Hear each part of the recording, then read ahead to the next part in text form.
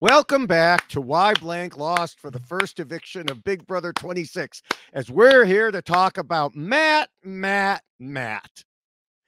I'm David Bloomberg, and with me once again is my co-host, Kabir, who does not have crazy eyes and is too good of an actor for a low-budget movie.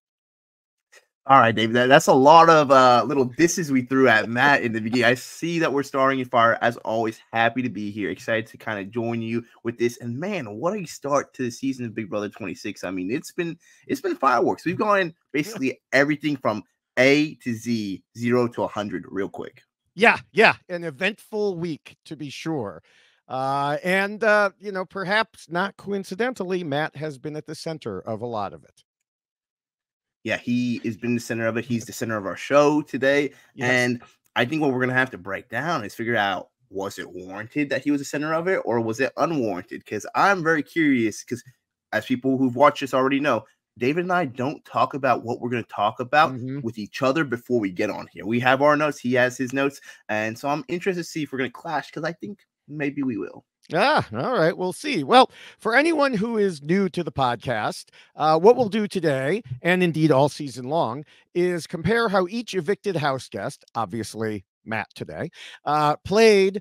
And again, like I said, compared to a set of guiding rules I originally wrote 20 years ago in 2004 and have modified ever since. We'll analyze his actions using what we saw on TV, live feeds, interviews, and any other information we could find. The most recent version of the rules is posted at robhasawebsite.com/bigbrotherrules. It says it's for Big Brother 22, but there haven't been any major updates to it since then, just minor tweaks and things. So, but we usually have some other things to discuss about the week in general before we get to the actual rules. So let's start off with the AI arena twist. I was not originally a fan. Well, actually, let me walk that back. I'm not a fan because as long as it's in play, it means you and I will never know who's going to be evicted until Thursday night. And then we generally record on Fridays. So that doesn't give us much time. You know, there were times a couple years ago and more when we could see on Sunday who was going to be evicted, and we'd be like, oh good, we can write our notes now and it'll be fine. We were annoyed last season when the players kept flipping things on Tuesdays or waffle Wednesdays, but at least we usually had some clue and could plan a little bit in advance. Not this season. Now of course that's probably what production wanted, because it is a bit boring if you're watching live feeds and everything is decided by Sunday. Yeah, I think we had maybe 3 versions of why Cam lost throughout the whole season, and we were still unsure if it was going to happen or not. Well, I still have. I was looking back at my drafts to pick some information, and I still have the almost full Why Jag Lost podcast notes. That obviously never happened. It never happened. It's we were very close to a lot of these, and I think the other thing with America's vote in play too, it kind of continuously throws a level of chaos that we don't know who. We have to have notes basically for 4 people potentially every week until this twist is done. But I have to say, I know you don't like it. I don't like it always as we do this podcast, but man, I think it switches it up, and I will always advocate for more options for players to get themselves in safety, because it just makes a more dynamic game. I know it's difficult in ways, but I love watching it as a viewer. I mean, the thing I worried about, because, you know, some other people, Rob said the same thing, for example. I don't want to see another chance for someone like a Jag to make himself safe. He already, you know, I mean, we saw that last season. And so that was my worry. But what we have seen is that the comps are much more equitable. And I know almost every Big Brother podcast has talked about that, but here we are. We have to give our opinions too. And that, to me, so far balances it out. You know, I don't want to see something that makes it harder to get rid of someone who's good at comps, which is what this does. Unless it's a situation of comps that are so completely different that you can't plan for it. I mean, like, I think it's really funny that Matt told Robin Taryn in his interview that he felt like he didn't get to compete in the challenge that was suitable for him. Yeah, good. We don't want the exact type of comps that he's talking about. And it's nothing personal to him, but as long as that continues, that, the comps are equitable, then I'm perfectly happy with it.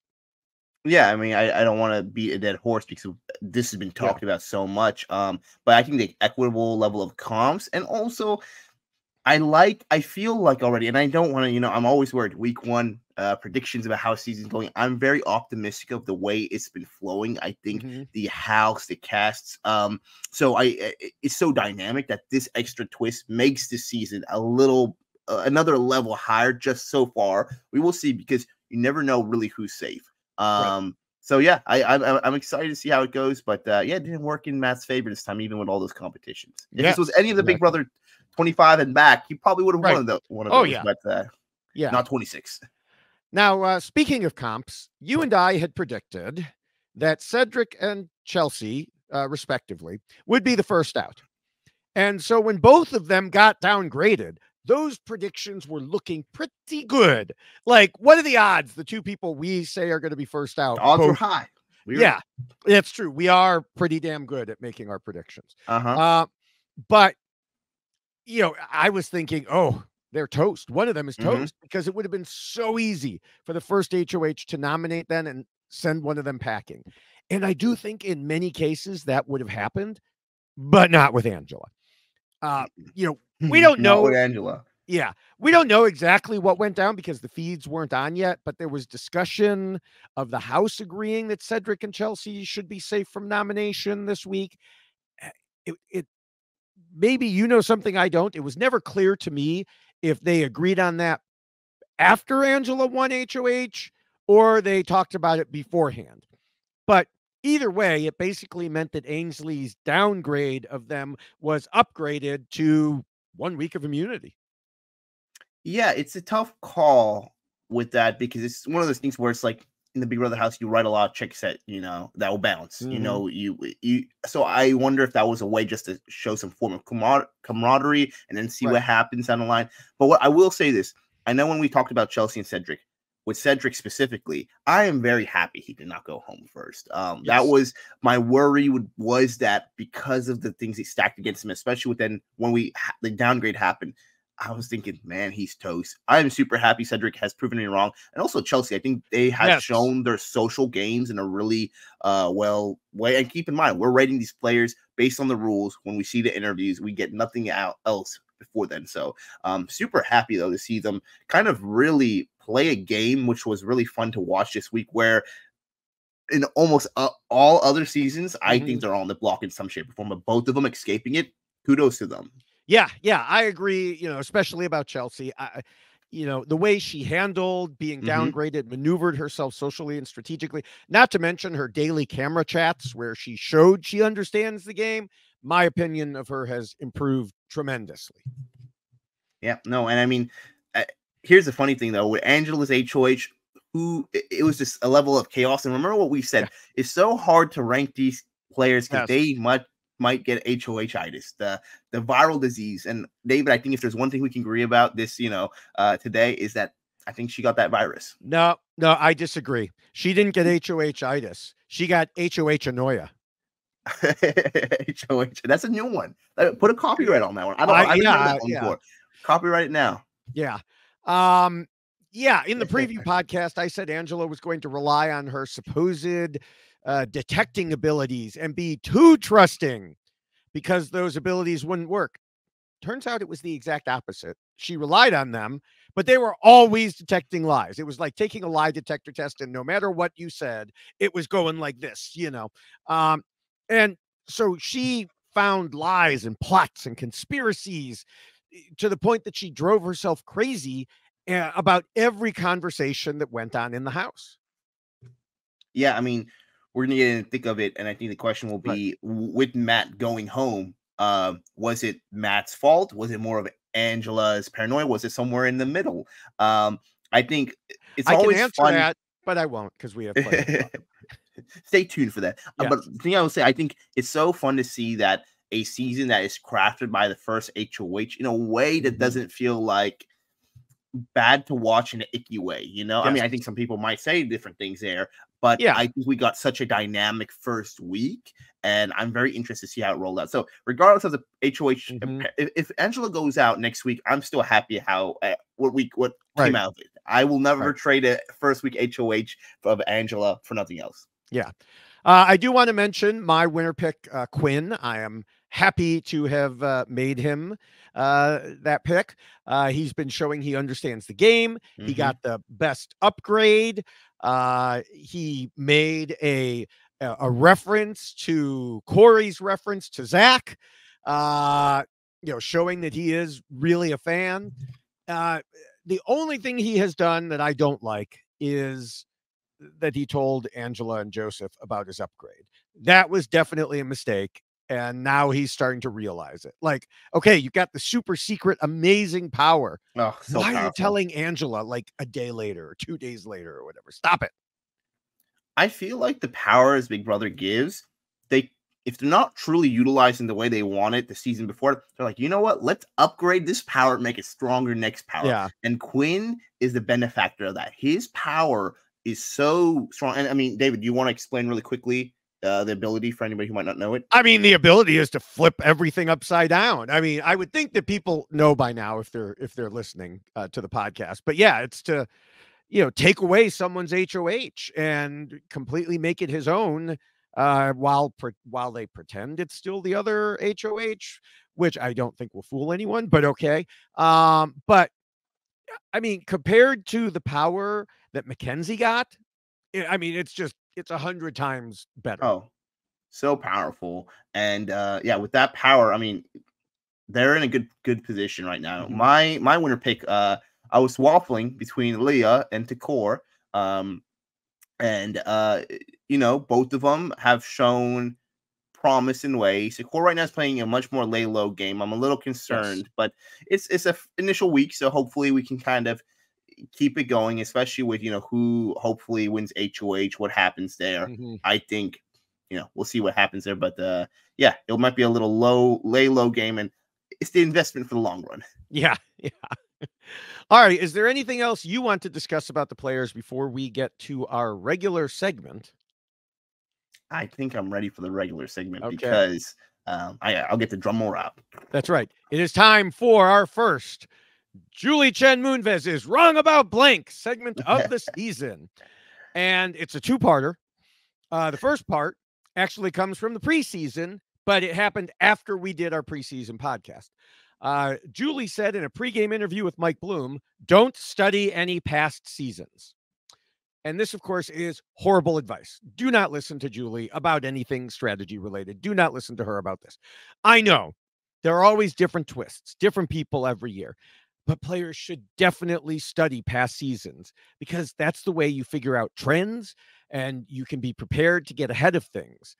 The third rule that we'll talk about, being flexible, specifically addresses things like this by noting how important it is because Big Brother is a game filled with twists that will shake it up and in the process, shake up all your intended strategies too. So you can't just expect the unexpected. You have to plan for the unexpected. And you do that by looking back at past seasons. Yeah, it's that's probably one of the most common advice you'll get from any past house guest or player on any type of these shows is you want to watch and study. I mean, like any test, right? Whether it's the ACT, SAT, your GRE, whatever test it'd be wild not to go in there and expect a great performance without doing any of homework before, because especially now with your cast, everyone is studying before it. Everyone has forms of game theory. You're just kind of at a disadvantage there. Well, I don't know about everyone. There's a bunch of people on this cast who do not. I mean, I posted a TikTok of, about 4 of them, I think, sitting in one of the rooms being like, what are live feeds? I don't understand what live feeds are. What do they show on live feeds? Are they showing this room right now? And then, oh my gosh, how can you go on Big Brother? And I understand not everyone is a live feed viewer. Totally get that. And that's fine, but you should know what the live feeds are if you're going to play the game. I mean, you would think it's self-explanatory, but we'll always get some people that will never. I mean, I think it's a better split, at least now, of the fans that we get cast versus the just random people that are taken off the street a week beforehand. So you'd think, but like I said, they just had that conversation. Getting back to what Julie's wrong about instead of what the cast is wrong about. After the first 2 episodes aired, Julie was asked by Entertainment Weekly about the players not wanting to vote fake Ainsley into the game. And she said, "Don't you realize you should always do the opposite of what seems smart in the BB house?" Okay, seriously, Julie. The host is advocating purposely making dumb moves after production punished people who made smart moves. So I guess this is, why, Julie and producers are wrong about blank. Yeah, that one's a frustrating twist. I mean, I know it was a while ago. It was on the premiere. We just didn't get a chance to talk about it, but it just frustrated me because I don't think as players in the game, especially in the beginning, anyone should ever be penalized for making a decision that's best for their game. I wish there was a different type of consequence there. But yeah, I mean, I don't know. Maybe Julie's saying these type of things just because she knows we have the segment at this point and she wants to give us good material. Maybe she's truly a huge fan of why X lost. She loves David Bloomberg. So yes, I'm sure that is it. I'm sure. Well, if anyone out there loves this podcast and the Survivor version of this podcast as much as Julie apparently does, according to Ovi, you can show that love by getting a poster. Now, again, that is the Survivor version. We don't have a poster for the Big Brother version, but it's similar. And there's also the poster on a T-shirt and the checklist on a T-shirt. Again, similar to Big Brother version, but not exactly identical. We're working on it. We do what we can here. And so you can get that by going to robhasawebsite.com/yxlostfeed, scroll down and, click buy, enjoy. You gotta get me one of those. Yeah. You don't have one? Not yet. I was hoping. I'm holding off like many other fans for our season, our Big Brother merch that we're going to be working on. All right. Well, Matt acknowledged in an interview that he was, quote, a really bad Big Brother player. In his final episode, he wondered, why me? And also asked, what more can I do? Lucky for Matt, we're here to answer those questions. So why was it him? What should he have done differently? It's time to figure out why Matt lost. And we start, of course, with rule number 1, which is to scheme and plot. Matt definitely did that. He created a number of alliances, including a large one called the Barbershop that was abbreviated as BS, which was very appropriate. But Matt thought overall he was doing a pretty amazing job of getting people on his side. And he admitted in his interviews that he was surprised to be evicted.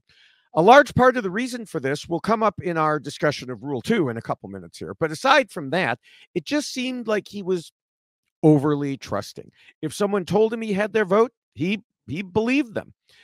When Tucker told him he'd go up as a replacement nominee, pawn in Matt's place, he bought it. He talked about wanting to play an honest game. Do you think that he believed that others were playing this honest game as well? Or was he just naive and gullible? It's really interesting, especially with week 1 evictions. Many times we kind of view their evictions as it's kind of a factors out of their control. There's certain things they controlled for sure, but it's kind of the house will to get them out. Matt's is very interesting because there's a lot of factors, and I think there's going to be a lot of overlap as we go through these rules about what factors did Matt control and what were kind of against him, because it was kind of like an unstoppable wall versus a movable wall versus an unstoppable force. Yes. And that was Angela and Matt. And Matt schemed and plot, and like you said, was there the naivety? I feel like Matt, and you can really see it from his interviews before and even after, Matt is very eloquent with his words. He's very charming when he can talk about things with some preparation. And even when he's talking one-on-one, I think people kind of get lulled into the Matt aura. But I think that has happened from in the past. He's objectively a good-looking guy. He's he's a tall man in there. He has his charm. So I think he might have felt, because in other experiences in his life, it's worked well for him, that was going to work well in the beginning portions of the house. And I don't think he thought of it as a possibility that people would be perceiving him and his scheming and plotting as like, I don't like this, So I want to say, because in his interview, I want to say there's some self-awareness there, but within the house, I just don't think he understood how he came across in there when he was scheming and plotting all around. Yeah, I agree. And I mean, you said that there was times where he was talking to people and everything. I feel like most of those times the other people came away from those conversations being like, oh my God, how did I end up talking to him for that long? Because he kept talking about how he was a professional communicator. He communicates.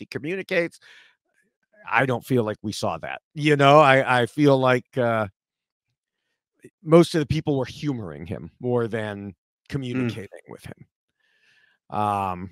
Now, one reason for that is takes us to the second rule, which says not to scheme and plot too much and to keep your scheming secret. And as I already referenced, this is a big reason a lot of his plotting failed. That secret part is certainly an issue here. Now, the first thing many of us noticed, or one of the first things, when the live feeds came up, was that Matt was in the storage room for a really long time as other people went in and out, and he was wheeling and dealing with them. But the problem wasn't that we noticed. It was that many of the other players noticed, especially HOH Angela. And just in case she missed anything, other players like Chelsea and Joseph were all too happy to point it out. Hey, look what he's doing. Look what he's doing there. You know what he talked to about me? So, yeah.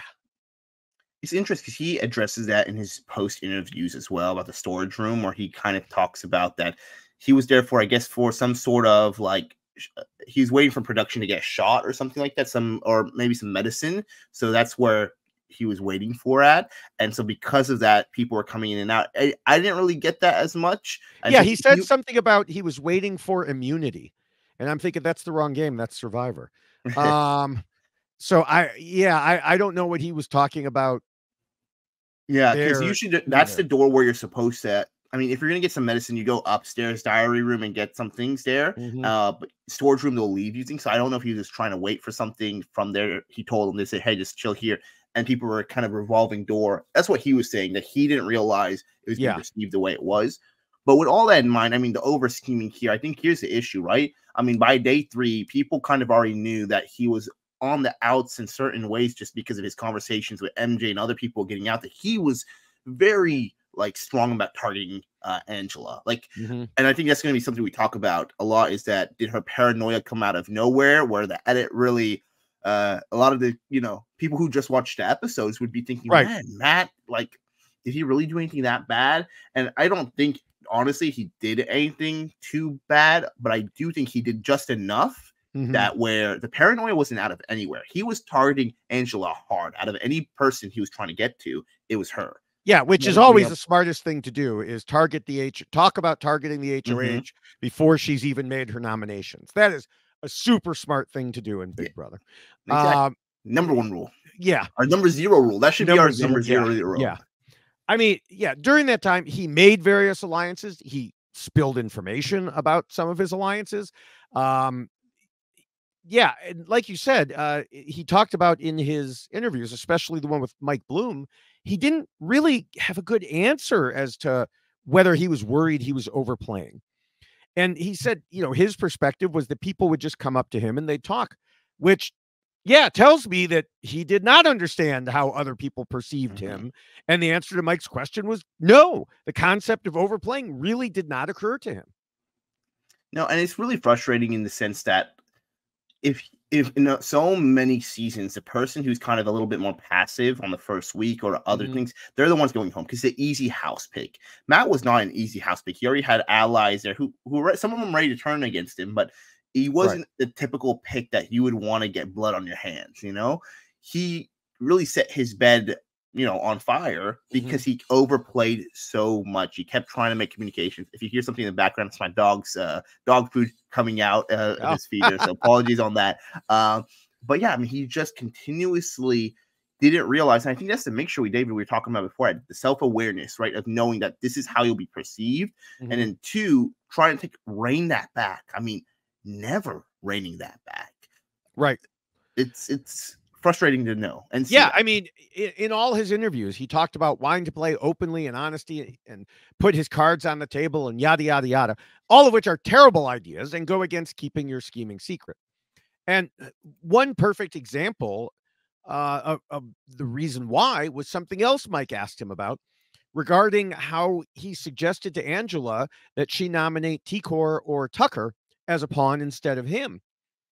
But then he went and told Tucker that he had suggested that, which pissed Tucker off so much that he was a major force behind Matt's eviction, although that didn't make it to our TV sets. But in response to the question, to Mike's question, Matt said he just wanted to be honest, just like he would in the real world. Yeah, great. This isn't the real world. Okay. And the worst part is he said in his pregame interviews, and one reason that you and I thought he would do well was he knew what they signed up for. And while he cares about his character in the real world, here he would lie and manipulate to get to the end. And then he didn't do that. Yeah, he really played very differently than or his pre-interviews kinds. And I mean, that's kind of the name of the game, right? How much you can talk about, I mean, and how can you really do it in the action? And that was a frustrating thing because he talked about having self-awareness of how he might come off. Yes. Talked about wanting to lie in the seat. And then doing all these things where if there was anybody, and here's the one, like he didn't keep anything secret when he was trying to backstab or things like that. When you go around somebody, there's 16 people here, telling one person really, sets a wildfire within the house. And he really just kept on telling people who weren't even within his alliances, really, people that didn't need to know this information. I mean, and if people just watch, the episodes, the premiere, things like that, they might have missed a lot. But even if you look at the premiere, literally they show it where night one, he's trying to talk to Kenny about, I don't know how I feel about Angela. I'm getting really bad. Like, there's no reason to have those conversations about who you're not feeling good about at that point, when you can just build a connection with them instead of that. Yeah. There was also a conversation that he had on the live feeds I think is appropriate to mention here. He said he doesn't like floaters.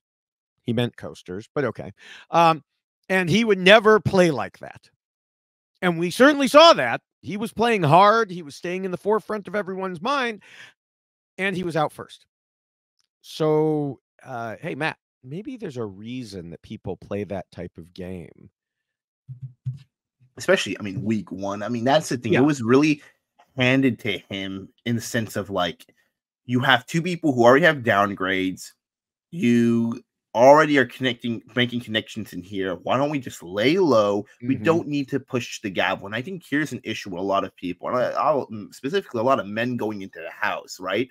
Who have big personalities. They feel like they have to enforce their will to change the game immediately. Yes. And that's kind of the issue. I think we see that with the players in general who do the best. They understand when's the time to like take a move, when to push a little bit, when to pull out. You don't need to do it all in the beginning. And I think that was kind of the frustrating thing to see from him, where he just felt so gung-ho because he had all the tools to set him up in a good way. Sometimes it's your cast that does it in for you, and sometimes it's really just you yourself or a combination of it. And yeah. All right, well, we could go to the third rule, which talks about the need to be flexible. This is kind of a gimme, but I'll lob it over to you. What do you think about Matt here? You kind of just answered it, actually. Now that I think about it. Yeah, well, there's one point I kind of wanted to make because I don't know where to put this in here, and I feel like this is a good one to put there. One thing I really wanted to see him do, be flexible with all the things like when you already know the HOH is like having you targeted there. You're now the after veto, you're up on there, and you only have one chance to save yourself. don't rely on that portion. Don't rely. Be like being so confident the whole house will stay with him. His connections with Rabina, he said that was the one he felt the most betrayed about because of their shared connection and their heritage, that they wouldn't vote each other out, from his words. Why don't you go to your closest person, MJ, and just say, hey, it's time to use that power? Not good for her game, but at that point, you can convince her, be flexible in the sense that say like, hey, this is what we need to maneuver. We need to be too strong in the house, not one off, because they're going to pick you off right next. Use this power. We can flip the game on its head already and take control. And that's really what I wanted to see from Matt, to make her or convince her to use that power. Maybe she would have said no, but he was also the one saying, hold off on the power. I think we should be good. Yeah. I don't know if he would have been able to convince her. Maybe not. I mean, she knows, now I can save it for myself, Yeah. So yeah, that would have been a tough one, but he did definitely show only one way of playing, and he wasn't going to alter it no matter what happened. He saw what happened with Angela, and instead of realizing the same thing you said, that maybe she wasn't alone in her feelings, he just assumed that she was on an island and he was fine with everyone and didn't change at all. Yeah, I hope they show it maybe in the Sunday episode of how other people might have had feelings. Because I think they showed after the conversation, after that tyrant of Angela on him, iconic speech. I think we're gonna have in our heads for a very long time to come. I think it showed that all these people are like, ooh, I don't know how I feel about her. I'm on Matt's side. And I think there's some people who are like, this feels strange, but also they're like, I'm glad the target's not on me. Maybe we should shift it over there. I hope they show a little bit more of that, because yes, Angela got a lot of heat on herself, but she brought entirety of the heat over to Matt. And that's why we saw most people being like, all right, I think we should just get him out now. Yeah.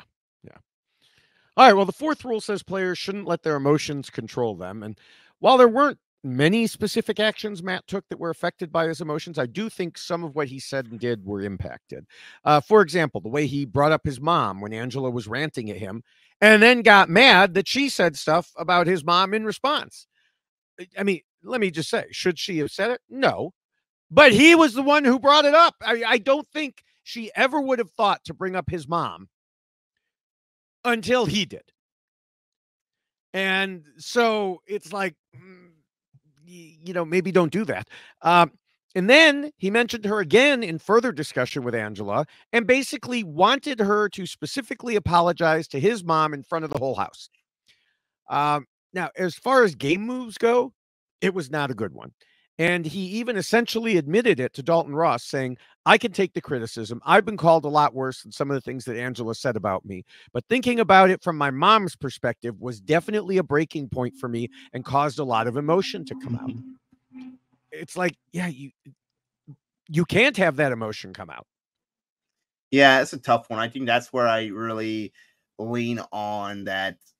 I think Angela, a lot of the stuff she said was a bit unhinged, and the idea that here's the thing is, do I think within the game, and I know this has been talked about a lot already, but do I think it was in the game? Was it smart move to come at Angela and threaten her within the game? No, not a smart move whatsoever. Breaks many of our rules. I do think he kept it game related though, and didn't push it any further. Versus with Angela, he was targeting her within the game. Whether that's a smart decision or not, that's you can decide. But Angela kind of took it to the next level, made things a lot personal, and she made it seem that he threatened her in a way it felt kind of outside of the game, the way she explained it. And then with the mom comments, so I also understand at that point Matt getting emotional in the sense, I'm not going to discredit him and be like, hey, like you shouldn't have. I don't think it's the best for his game. But it does seem like, I mean, it hindered him for sure. Right. And it made it much more difficult for him to move forward. I find that where Matt's emotion kind of took a little control was probably his feelings for MJ. I think because of him latching on to her so strongly, it being seen as a showman's quite quickly. And they weren't kind of, usually weak when you try to like lay low on that. They weren't. They were pretty overt about their feelings for one another. Seen as in his past interviews and his last comments to MJ leaving, that he's like, I hope we can make something work outside the house. Yeah. I think those emotions fueled him, and people saw that and they're like, ugh, duo, don't want that. Well, yeah. I mean, they were still denying. I mean, there was a time when Angela went to apologize to, by the way, for people who don't know, who don't watch the feeds, since Mackenzie has not been renamed as MJ on the show yet, Oh, I don't sorry. Yeah. believe. Okay. She goes by MJ a lot. But when Angela came in to apologize to her, and then Mackenzie said, well, there were no alliances yet. And Angela's like, come on, I know there were alliances. And Mackenzie was like, no, there were no alliances. And Angela's like, I'm not going to stand here and let you lie to me. So I'm going. Bye. Love you.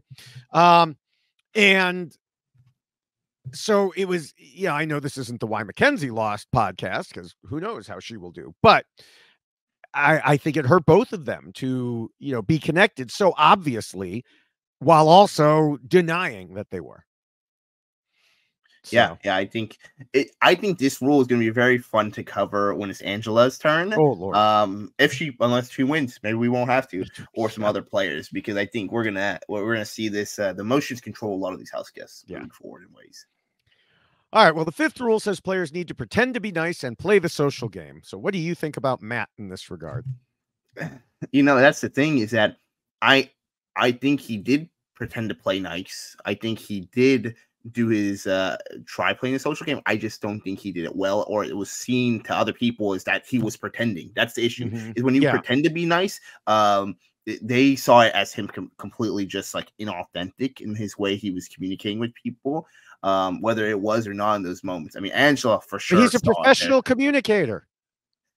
Yeah, he should have taken that profession a little harder in that room with Angela, because I mean, to really just hard, because we kind of talking around. We haven't said that specifically part. It was a conversation in that bedroom where he's quote unquote was in the game threatening Angela that really sunk his ship when he didn't have to. Like, you're in such a place, and I think doesn't matter what your social game is there. That's what tanked him. His social game, him talking. If he didn't have that conversation with Angela, I think he survives, because he is at this point kind of safe, and he's telling her, and he explains, well, I was telling her, like, pro quick pro, I'm going to shoot at you if you shoot at me. And, I'm glad you didn't, because I'd have to take you down. And it always makes it a little unnerving. It's kind of like when you're, when you meet somebody, they're like, well, yeah, if you did that to me, I was definitely going to like retaliate, get you down. Yes, we know that in the Big Brother game, but when you say that out loud, you open the Pandora's box. Right. That allows it to be like, ooh, okay. So yeah, I don't think he did the best right there, David. Yeah. I mean, he came into the game talking a lot in his preseason interview about how he was going to form relationships. He said things like he will bring his ability to connect with people and build trust in relationships really quickly. And amusingly, he said a couple times he gets along really well with older people, and he would lean into his strength of getting along with older people like a motherly figure. Yeah, that worked great with Angela, didn't it? That worked perfect there.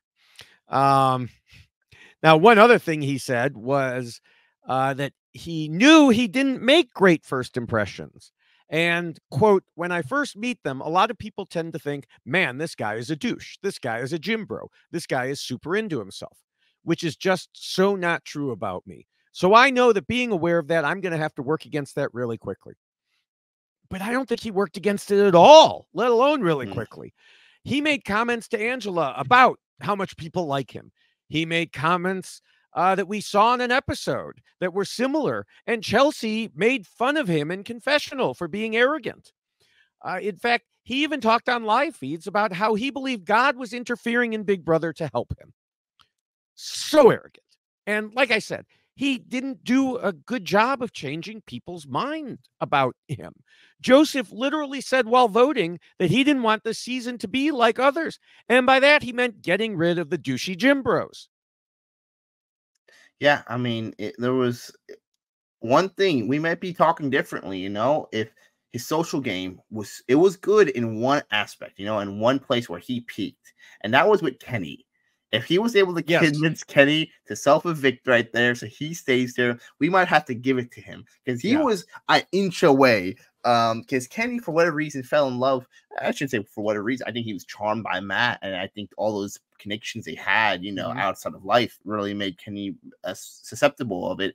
But yeah, I mean, I think we were just a few decisions away from Kenny being like, you know what, maybe I don't want to be in his house. Matt, you stay here. But yeah, it's unfortunate because here's the thing is that with all that awareness he talked about prior to going on the show with those interviews we saw, if he was able to include those things and utilize his already previous connections that he could have with Kenny, his connections with Mackenzie, and etc., we really would have seen him be a social butterfly in there. But alas, he did not. No, he did not. All right, well, the sixth rule warns against being too much of a threat.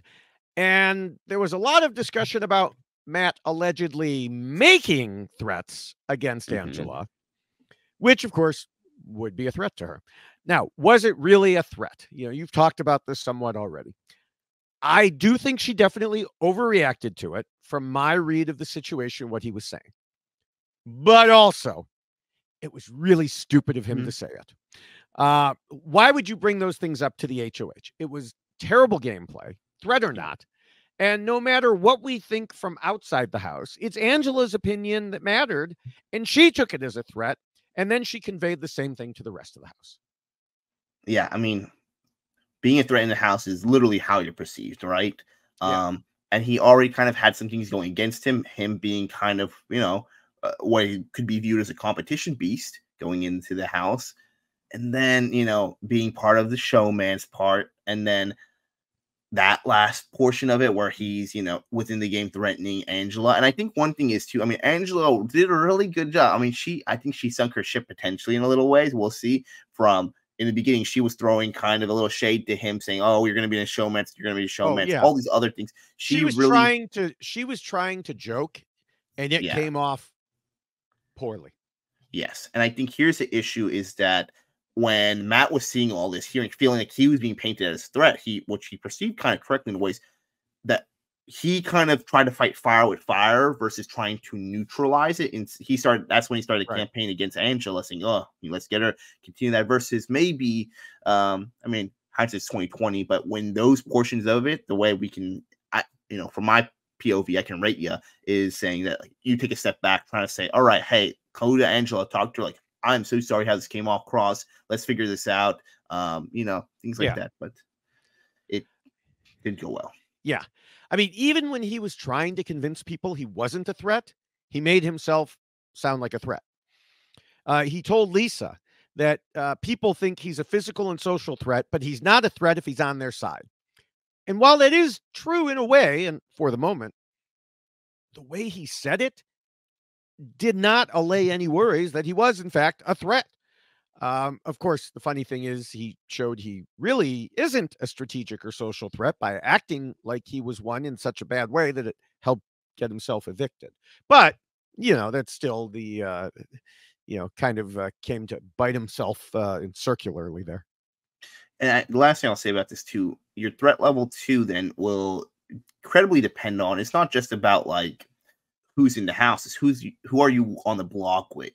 And so when he's on the block with Chemo and Kenny, and then Chemo gets himself off, your threat level is so high versus somebody who's like, I don't want to be here anymore, So you get yourself in that position, you're in a real difficult part. That's why, we go back to it. And again, I'm not sure exactly if Mackenzie would have used that power, but I wish we saw a little bit more from him to try to convince her that, hey, let's actually look at this as a valid plan that we should use.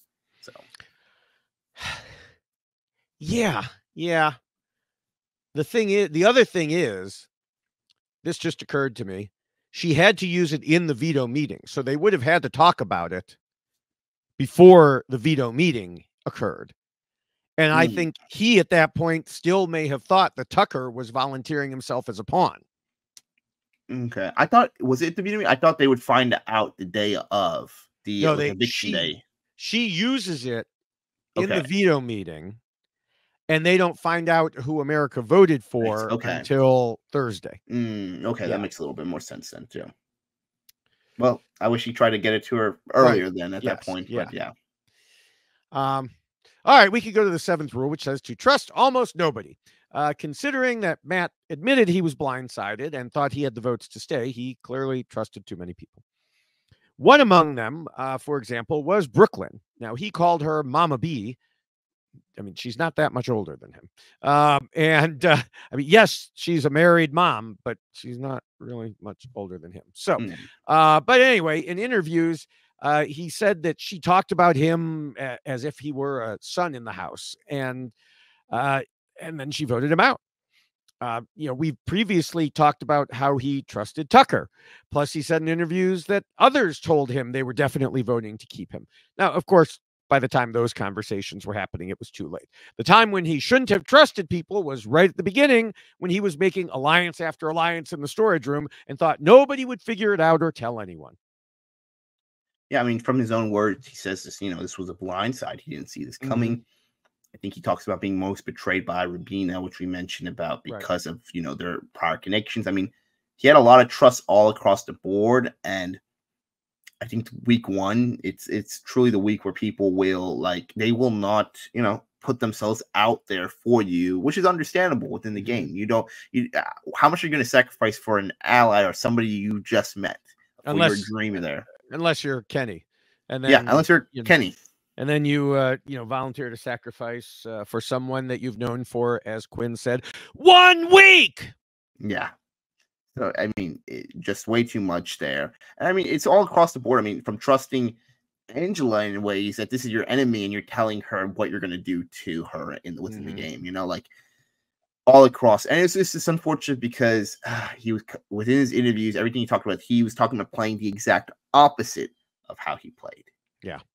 Yeah. All right. Well, it is about time to wrap things up. So what are your final thoughts about Matt? Oh, sometimes, they say you can't judge a book by its cover. And that might be true right here, unfortunately, on the other end of it, because I rated Matt very high on the cover he showed us. I'm very disappointed with the way he played because in so many instances, there are factors for first week evictees or early evictees that they don't have the control over these factors to get far in the game. Matt did. Yes, Angela was a big proponent of the reason why he went away from the house, but I think he had multiple opportunities to save himself socially through an ally and then through competitions at the end that most people would never have when they are put in that position. Overall, the only person Matt can blame on going out of the house is on himself because of his poor gameplay, in which he did not have the awareness to understand the threat level that he had already and was being perceived by the conversations he had.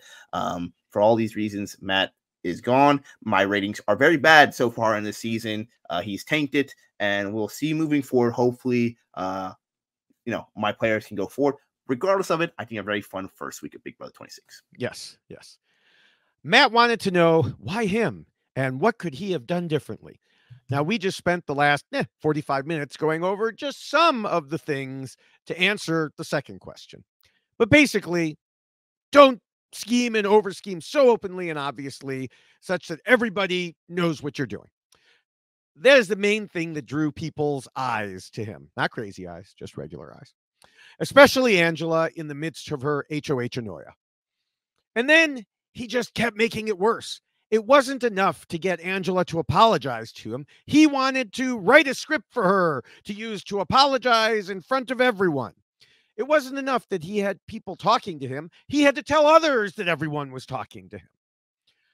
A good player could have taken Angela's outburst and turned it to their advantage, gaining sympathy and allies against her. He attempted to get people to vote to keep him in order to stick it to Angela, but he went about it in such a poor way that nobody bought it. And part of that was his overall attitude. In the preseason, Matt talked about leaning into his ability to make connections, but he leaned too far and fell over because there was almost nothing supporting him in that area. A lot more people were pushed away than brought in because how could anyone really feel close to him or like he had their back when everyone knew how he was playing? And that is why Matt lost. Well said, David. Hey, great first monologue, honestly, for our first week right there. Yes. Now, before we continue into our predictions, I did want to mention, by the way, I don't think people can see this, in honor of the first person evicted, I am wearing my official Jelinski shirt, who was the first person voted out of the last season of Survivor. And I won a bet against Lindsay, who was our guest on the first episode of that season. And so I now have this Jelinski shirt, and I wear it proudly. Thank you. I love it. I love it. Now, again, like I said, before we get to our predictions, which they will be spoiler free, but if you want our full spoilery thoughts, we're all over social media. Yes, we are. We are active on a number of different social media platforms where we discuss Big Brother and other topics. On Twitter, known as X, but we're going to call it Twitter. I am at the Ovi Kabir. On Instagram, I'm at Ovi Kabir. And on TikTok, I'm at Basmati Boy. David is truly all over the place. There are a few ways you can track him down, though. You can find all his various accounts through his Linktree at Linktree/David Bloomberg, or you can find him on Twitter and Blue Sky at David Bloomberg. On Threads, he's at David Bloomberg TV, because that's also linked to his Instagram. He's also at David Bloomberg TV on there on video platforms of Instagram, TikTok, and YouTube. Yep. And since Big Brother has started, I have been very busy posting 3 or even more videos per day at all 3 of those video sites. They have obviously been a combination of Big Brother, both about the show and the live feeds.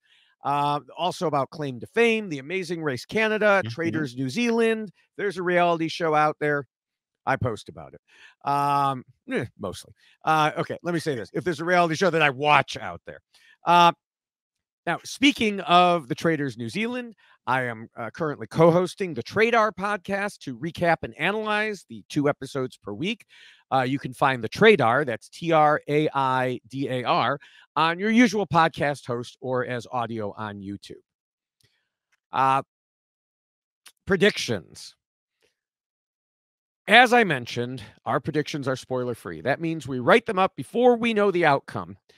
And now I'm thinking we're not even going to know who the HOH is for much of the season, at least until the AI Arena twist is done. Because clearly they're using the AI Arena as the comp on Thursdays and then pushing the HOH comp to Sundays. So we have to make predictions, not even knowing who the HOH is. With that in mind, it seems like a lot of players want to throw this HOH, but I suspect there are enough who want to win such that the targets will either be Mackenzie or Lisa, probably Lisa. Then again, Kenny's attitude of wanting to go home could also make him an easy target. So what the heck? I'll predict those 3 as the nominees. Mackenzie will get off the block either through winning the veto or using America's veto. I don't really think that will change things unless the HOH or America makes Angela the replacement nominee. Now, based on the comments on my TikTok and YouTube videos, I think Angela will be America's choice if that comes up. There's a lot of casuals who really do not like Angela, and not just casuals. I'm not saying if you don't like, but I'm telling you, there are a lot of casuals who don't like Angela. Even so, I don't feel like the majority of house guests want her out rather than Lisa. We know Tucker really wants Lisa gone. And he played a pretty big role in setting things up this week, even if it wasn't shown on TV. So I think he'll accomplish this goal and get his rival chef out of the house. You know what? I think we are actually pretty close to the same method of thought right here, because I do think Lisa is going to be somebody who's going to be in danger. I think Kenny's going to be a pawn on there, but I also think Angela could be on there. Here's my crazy theory, all right? I see some combination of Angela on there and Lisa. And we'll probably throw maybe Kenny or somebody in there. Angela throws Quinn under the bus, okay? Talks about his power, puts a target on Quinn. We see Quinn, total curveball, as a renom. And then we see what goes from there because of his threat level. Because if that power, here's the thing is, that power is so strong. If that comes out, I mean, and I think it's going to come out because it's in Angela's mind, and if she feels threatened, that's coming out. That you need to take a swing at that early game. I would 100%. Doesn't matter how much cloud, how much connections Quinn has, they're going to be in trouble if that comes out. So yeah, that's my prediction. Crazy curveball. So wait, who are you saying gets evicted?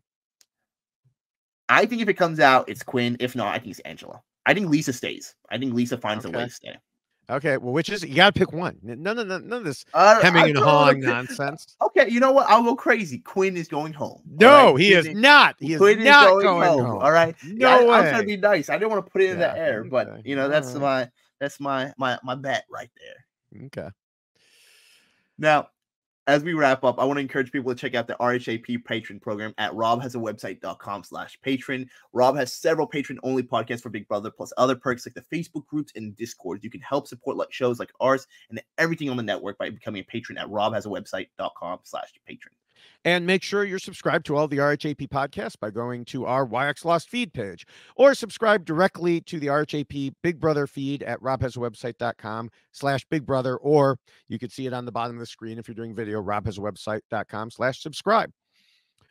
You'll of course find a ton of great content, from Big Brother. If you get the RHAP Ups feed, there's other shows every day. I open it, download it, and there's just a ton of things on there. So, make sure you just subscribe to everything. And finally, we want to thank Scott St. Pierre and the whole RHAP and reality TV wrap-ups behind the scenes team for all the work they do, editing, posting, and everything else.